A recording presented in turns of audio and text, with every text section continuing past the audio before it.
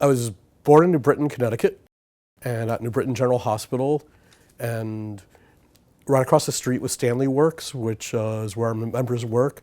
So after the doctor swatted my butt, the first thing I saw were machinist members going into work, and I knew right then that I wanted to come work for the machinists. I ended up in the labor movement. I was raised right, and my father made sure we knew all the words to Joe Hill. I think by the time I was 5 years old. Well, my mom was a union member, shop steward, and I've always been kind of brought up union. And I went to college very politically active, and I remember thinking after I got out of college, what's the best way to do politics in this country that's going to actually help working people, and I thought union. So I've been involved ever since. It was an after-school program. I went to St. Patrick's Academy, which is a business school, and they always recruited folks from the school to come work in different industries, and just so happened machinists had reached out to St. Patrick's Academy. As a matter of fact, we have a number of women here that have come from St. Patrick's Academy.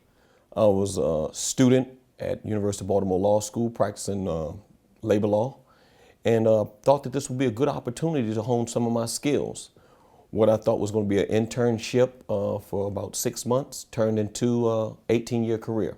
I was hired at the Man Leper in Toronto, became a steward there, was a CNC machinist, and then became the first union meeting I went to, I became a secretary-treasurer.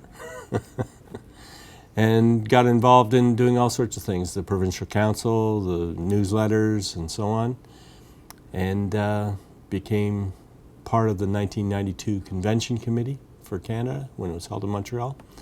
And in 1992, January 1st, I was offered a position as a special rep in the Canadian territory. I worked for Southwest Airlines. We were in the middle of contract negotiations, and we weren't getting enough information, so I asked what was going on, and I was hooked. I went to work at General Dynamics in 1986 as an aircraft assembler. Immediately fell in with a group of guys that were with the union, our local lodge officers and our shop stewards, and ran for a local lodge office in 1988. Became a local lodge officer, got active in the union on several committees, went to the Whippensinger Center through leadership training, and just become active in the local, working in just about anything that you could work in, from politics to the representation on a daily basis of our membership.